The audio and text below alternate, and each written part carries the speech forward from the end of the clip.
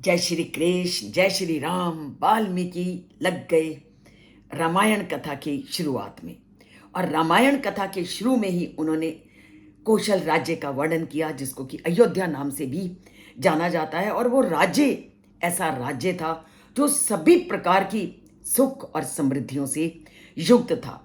अब वह कौशल राज्य की सीमा का, कि कौशल राज्य कहाँ तक फैला हुआ है, उसके मार्ग कैसे हैं, उसके रास्ते कैसे हैं, उसकी पूरी गतिविधियों का वर्णन करना वो शुरू करते हैं। वो कौशल राज्य की सीमाओं का वर्णन करते हुए, उसकी फैलाव का वर्णन करते हुए कहते हैं, आयता 10 च द्वे च योजनानी महापुरी श्रीमती त्रीणि विस्तीर्ण सुविभक्त महापथा।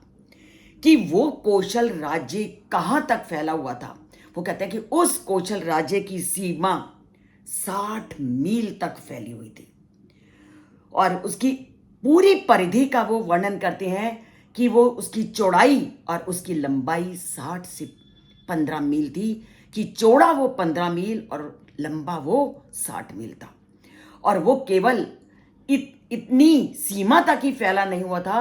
अगर उस राज्य की व्यवस्था का, उस राज्य की समृद्धि का वर्णन किया जाए, तो वो कहते हैं कि उस कौशल राज्य के जो मार्ग थे वो बहुत ही सुंदर थे।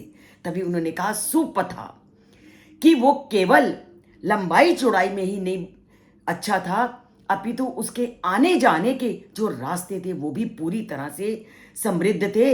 ऐसे श्रीमती महापुरी वो नगरी थी। अर्थात श्रीमती इस कहने से ही स्पष्ट होता था कि कोई भी ऐसी चीज नहीं थी जो उस कौशल राज्य में नहीं थी। अर्थात पूरी तरह की सुख समृद्धियां उस कौशल राज्य में थी। अर्थात पूरी तरह से सभी संपदाओं से, समृद्धियों से वो युक्त थी। तभी उन्होंने कहा श्रीमती, अर्थात किसी भी चीज का अभाव नहीं था। ना सड़कें खराब थी, ना अन्य ऐश्वर्यों की कमी थी। तो जो ताना बाना हम आज की नगरों में बुनते हैं, ऐसा ताना माना हमारे देश में पहले बहुत अच्छी तरह से व्यवस्थित था। पूरी तरह से वाल्मीकि ने इसका चित्रण कर दिया कि कहीं भी लोगों को आने जाने में दिक्कत नहीं होती थी। अर्थात उसकी कोई भी जो सड़क थी वो टूटी फूटी नहीं थी। तभी उन्होंने सड़कों के लिए क्या कहा, सुपथा। अर्थात आने जाने में वहां के लोगों को कभी भी कोई भी दिक्कत नहीं होती थी। और श्रीमती कह करके उन्होंने इस तथ्य को स्पष्ट कर दिया कि कौशल राज्य में किसी भी तरह की कमी, किसी भी तरह के लोगों को नहीं थी।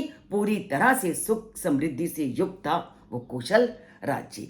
तो ऐसे ही सुख और समृद्धि आज भी हमारी धरती पर बनी रहे, इसलिए जन जन तक रामायण के इन श्लोकों को पहुंचाना बहुत जरूरी है। क्योंकि ये श्लोक हमें एक नई सीख और पूरी तरह से पुनः समृद्धि वाले वातावरण को लाने की सूचना देते हैं। तो बोलते हैं जय श्री कृष्ण, जय श्री राम, और रामायण से जुड़ते हैं।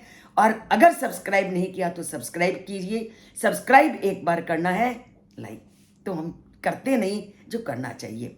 क्योंकि कुछ भी अगर कानों में अच्छा पड़ता है तो लाइक तो बनता ही है। तो करते हैं लाइक और बोलते हैं जय श्री कृष्ण।